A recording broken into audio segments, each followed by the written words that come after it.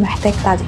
تدخل اخصائي. طفل بيكذب، الطفل اللي بيكذب زي الطفل اللي بيسرق، اتعامل معاه ازاي؟ اديله اهتمام. طفل بيقعد يصرخ، اضرب. ايوه ما بيكون يكون. ذكي جدا. ما بتهتمش بنظره الناس. تفتكري ان الضرب ده حل؟ خلاص هو اعتاد على كده، فوت وهعمل ولا اللي انا حاجة. عايزه بعد كده. لازم اعرف شخصيه الاثنين، اديله مصروف زياده، بسحب من عليه حاجه هو بيحبها. دايما اساليب بقول كتيره كده جدا. للآراء الشائعه للاهل. الضرب والعنف ده رقم واحد، بتبقي متكتفه. هل العدل مع الابناء؟ لا ده ما اسموش عاد، ده عمل صح وده عمل غلط. سلوكها عنيف جدا، فما ينفعش ان انا اضربها. لما تعوز حاجه ما تصرخش. اهلا ومرحبا بكم في الحلقه الثالثه من الموسم الثالث من بودكاست بين العلم والقرآن. معانا النهارده بقى دكتور آية قطيط، اخصائي تخاطب وتعديل سلوك اطفال وتنميه مهارات، ومدربه بيرسونولوجي، بادي لانجويج، وصحه نفسيه وارشاد اسري، وصاحبه مركز ستانفورد لتعديل السلوك وتنميه المهارات والتخاطب. ازيك يا دكتور آية، عامله ايه؟ الحمد لله بخير. ازاي حضرتك يا دكتور؟ منوره النهارده. بنورك والله، تسلميلي. النهارده بقى عايزين نتكلم عن تعديل السلوك. تمام. امتى احس ان الطفل اللي عندي محتاج تعديل سلوك؟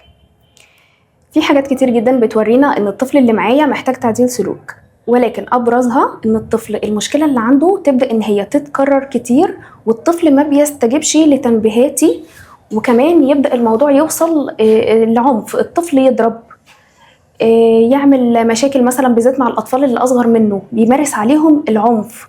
فهنا بحس ان الطفل محتاج تدخل اخصائي، سواء للطفل نفسه او ارشادات للاب والام عشان يعرفوا يتعاملوا مظبوط مع شخصيه الطفل ده، لان الاطفال مش كلهم واحد، كل طفل بيبقى ليه شخصيه معينه بنتعامل معاها على حسب الطفل. طب يا دكتور ايه لو الطفل بيكذب، ازاي اتعامل معاه من غير ما اخليه يتمادى في الكذب؟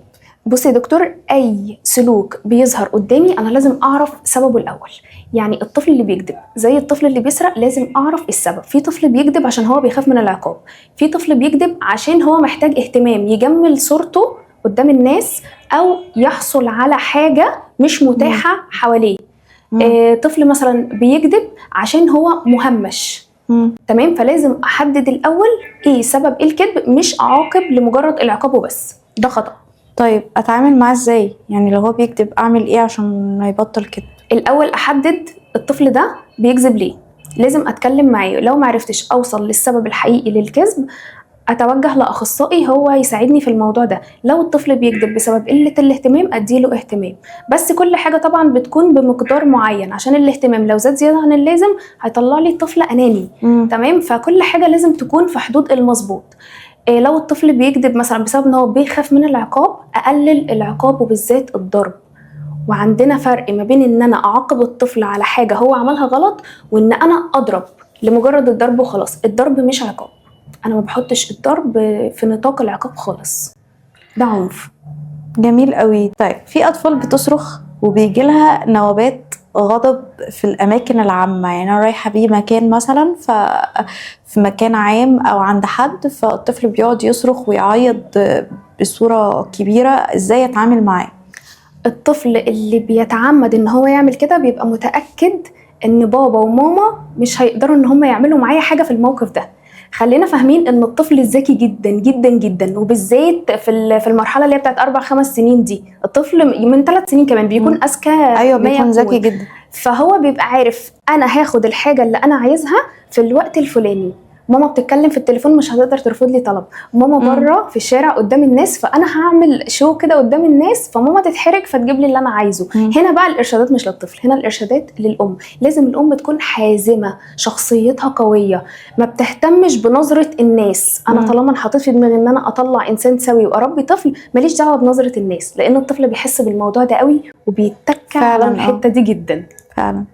طيب في ناس بتستخدم الضرب كوسيلة لتعديل السلوك أو إن هم يهذبوا سلوك الطفل. تفتكري إن الضرب ده حل للطفل عشان نعدل من سلوكه؟ الضرب مش حل.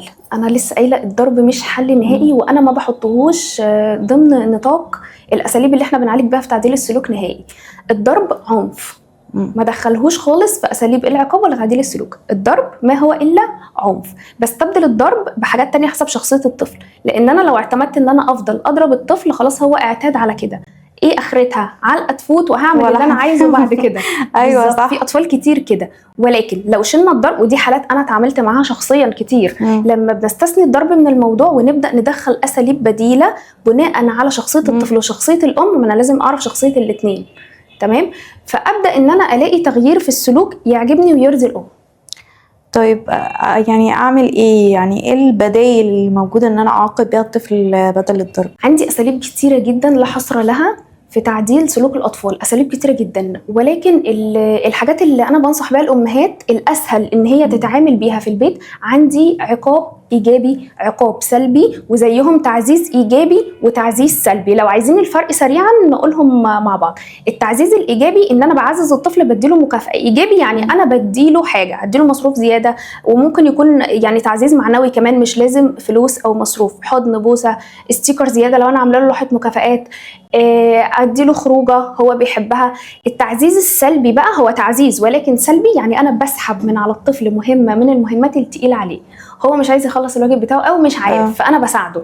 هو مش عليه مهمه ان هو مثلا يرتب الاوضه بتاعته ولكن مش عارف او مستثقلها، فكمكافاه ليه انا هسحب من عليه المهمه وهساعده فيها، او هسحبها خالص وهعملها انا. ده اسمه تعزيز سلبي. كذلك العقاب الايجابي والعقاب السلبي. العقاب لو ايجابي انا هحط عليه مهمه هو ما بيحبهاش.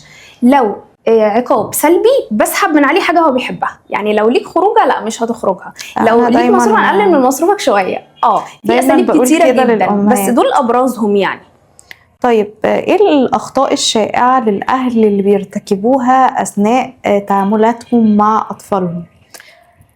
احنا بنشوف اهل بيتعاملوا مع اطفالهم بعنف او باسلوب مش حلو او بشتيمه او بغلط. يعني ايه الاخطاء الشائعه اللي حضرتك تنصحي بيها الناس ان هم ما يتعاملوش بيها مع اطفالهم؟ الضرب والعنف ده رقم 1 مش مسموح بيه خالص. رقم 2 وده المهم بقى، ان الام بتفضل تعيد الحاجه اكتر من مره وتفضل تعيد الطلب اكتر من مره، فالطفل بيعتاد على سماع الكلام وما بيلاقيش نتيجه، فخلاص ما فيش نتيجه، ما هي بتتكلم وخلاص. تالت حاجه واهم حاجه، ان انا لما بعاقب الطفل النهارده على حاجه هو عملها غلط، عمل نفس الموقف بكره انا مشغوله او بطنش او عندي ضيوف او بكبر دماغي. فالطفل هنا بيبقى فاهم انا امتى بتعاقب وامتى ما بتعاقبش، فبينقي اكتر وقت هو ما بيتعاقبش فيه او الظروف الملائمه للموقف اللي هو بيعمله ما بيتعاقبش فيه، وتلاقي السلوك يتكرر فيه تاني.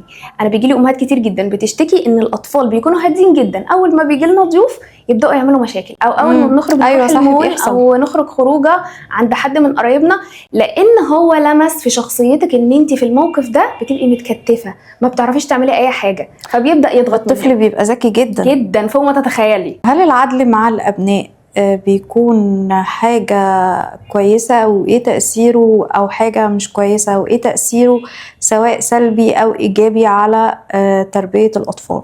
خلينا بس نوضح حاجة الأول، في فرق ما بين العدل وما بين المساواة. الناس بتطبق المساواة على إن هو عدل. المساواة إن أنا أخلي ده زي ده، حتى لو ده عمل صح وده عمل غلط، دي المساواة. صح. إنما العدل إن أنا أدي لكل طفل ما يستحقه. يعني ده عمل حاجه كويسه انا بديله مكافاه، ده في نفس التوقيت ده عمل حاجه وحشه ما بياخدش مكافاه. ولكن في امهات تقول لك ايه، طب انا هعمل ايه، طب ما انا كافئت ده، فعشان ما يبقاش حرام عليا لازم اعدل ما بينهم. لا ده ما اسموش عدل، دي اسمها مساواه وبتبوظ التربيه خالص. انا لو عندي طفل بيعمل حاجه كويسه وشاف ان نفس المكافاه اللي هو اخدها طفل تاني بيعمل حاجه وحشه اخد نفس المكافاه، ايه اللي هيخليه يعمل حاجه حلوه؟ وفي نفس الوقت انا زودت السلوك السلبي اللي الطفل اللي مش كويس بيعمله، انا كده كده بحصل على المكافأة بتاعتي سواء عملت او ما عملتش. فدي نقطة لازم نخلي بالنا منها، العدل وليس المساواة. جميل قوي يا دكتور. اي حضرتك حطيتي نقطة مهمة جدا ناس كتير بتغفل عنها. ناس بتفكر تقولك ان انا ربنا هيحاسبني ان حتى القرآن، يعني حتى القرآن ما سواش في الموضوع ده، يعني قال للذكر مثل حظ الأنثيين، وده الحكمة ان في سبب هنا وهنا، ان الراجل هو اللي بيبقى قوامه على المرأة وهو اللي بيصرف وهو اللي في ايده الانفاق والكلام ده هنا ما ينفعش بقى مساواة، هنا عدل، هنا القرآن عادل. بالظبط.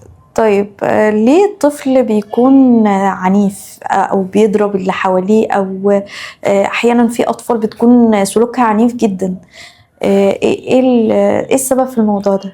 من وجهة نظري السبب الاول في ظهور العنف عند الطفل، وبالذات لو بيضرب او بيتعصب كتير جدا. الطفل ما عندهوش لغة بديلة غير العنف. في اطفال كتير ما بتعرفش تعبر عن الحاجة اللي هي عايزاها الا في شكل عنف او ضرب اللي حواليه.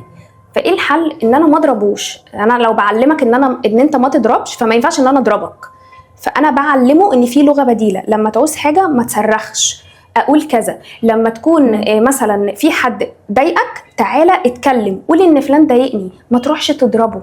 فلازم افهم الطفل الاول واتاكد انا كولي امر ان الطفل فاهم اللي انا بقوله، فاهم المفاهيم دي، ما عاقبهوش وخلاص، لان في اطفال ياما بتتعاقب على حاجه هي مش فاهماها. نشكرك جدا يا دكتور آية، حضرتك فدتينا النهارده وقلت لنا معلومات قيمة جدا. وبكده حلقتنا بتكون انتهت. انتظرونا ان شاء الله في اللايف بكره مع دكتور آية قطيط، عشان اللي عنده اسئله يقولها. ويا ريت نشترك في القناه ونفعل زر الجرس ونحط لايك. والسلام عليكم ورحمه الله وبركاته.